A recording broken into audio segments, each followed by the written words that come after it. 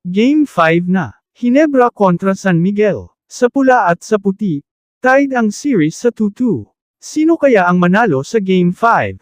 Barangay Ginebra kaya? Oh, ang San Miguel Beermen. Magagawa kaya ulit ni Scottie Thompson ang nagawa niya sa Game 4? At si Junmar Fajardo, okay na kaya ang sakit ng kanyang balikat? Makaka-focus na kaya siya sa laro na walang iniindang sakit? Masasagot ang lahat ng yan after natin matalakay ang Game 5. Simulan na natin. First quarter. Good news para sa SMB fans. Ayon sa ulat, si Junmar Fajardo ay wala ng iniindang sakit sa kanyang balikat. Ang sabi, lahat ng kulang niya sa Game 2, Game 3 at Game 4 ay pagtatrabahuan niya sa Game 5. Ngunit, bad news naman sa GSM. Si Troy Rosario, may iniindang injury sa kanyang paa. Pero pipilitin pa rin niya na makapaglaro. Sa umpisa ng laro, maganda ang pinapakita ng bawat kupunan. Pero biglang nag-timeout si Coach Tim Cone. Dahil sa 7-0 run ng SMB. Sa score na 7-14. After ng timeout ng GSM, sila na naman ang bumawi ng 10-2 run. At nag-comment ng 2 foul si Junmar Fajardo. Kaya napa-timeout si Coach Leo Austria. After ng timeout, maganda na yung laro na pinapakita ng bawat kupunan. Sa Ginebra, 2 lang ang pumasok na tres. Ganun din sa Beermen, 2 tres lang din. Nagtapos ang first quarter, na lamang ang Ginebra ng isa, 26 at 25. Sa Beermen scorer, si Mutau Tua may 7 points. At si Junmar Fajardo na may 8 points. Sa Ginebra scorer naman, ay sina Jepeth Aguilar na may 7 points. At si Scottie Thompson na may 5 points. Sa second quarter, pinalaro si Dontrolano. Kahit may naramdaman ang kanyang kamay. Kahit may masakit sa kanyang kamay. Gumawa pa rin siya ng 7 points. Isa dyan ang 1-3 points. Habang lumalalim ang laban, biglang napa-array si Scottie Thompson. Sa kanyang masamang pagbagsak. Pero good news sa mga fans. Pinagpaglang ni Scottie Thompson ang nangyari, at nahirang pa nga siya. Isa sa mga PBA point guard.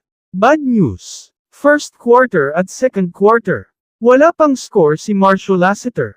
Pero may 2 fouls na siya. Mabagal ang opensa ng bawat kupunan. Pero nananaig pa rin ang scoring ng Beermen. Natapos ang second quarter na lamang ang Beermen sa score na 58-49.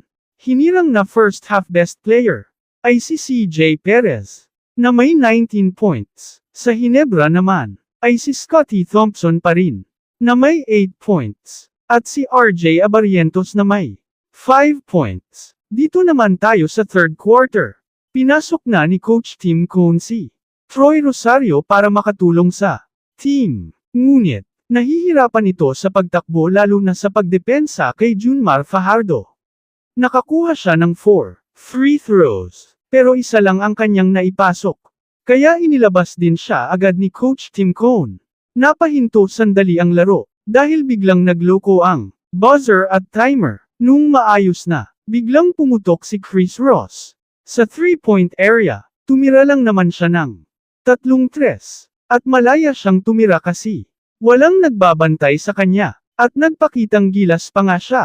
Sinupalpal lang naman niya ang Pinoy step ni RJ Abarientos. At na-convert pa ito ng 2 points ni Jericho Cruz. Kaya lalong lamubo ang lamang ng SMB. Nagtapos ang third quarter, 90 ang Beermen, 78 naman ang Ginebra.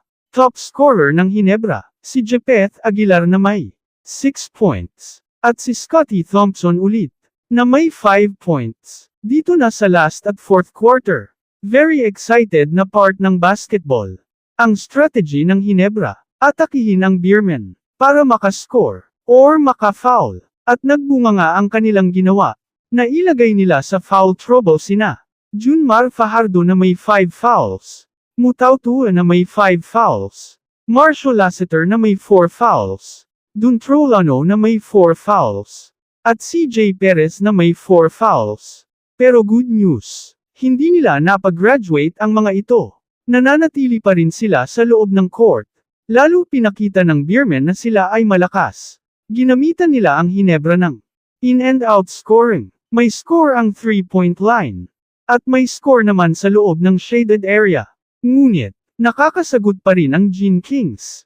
Sa 4 minutes na titira, gumamit ang Gene Kings ng full court pressure para malimitahan ang Beermen. Mula 11 points, naibaba ng Ginebra sa 2 points. Sa 3 ni RJ Abarrientos. Sa 15 seconds. Pero tinapos ni Junmar Fajardo at Marshall Lasseter ang laro. Sa kanilang tig-2 free throws. Para makuha ang Game 5 sa score na 115 para sa SMB. At 109 para sa Ginebra. 3-2 na ang series. Pabor sa Beermen. Si Chris Ross ang hinirang na best player of the game. Hindi gumana ang pagka-point guard ni Scottie Thompson sa pagkakataon na ito. Pero siya pa rin ang best player sa Not Alone team. Thanks for your watching. Hope you subscribe my channel and like my video.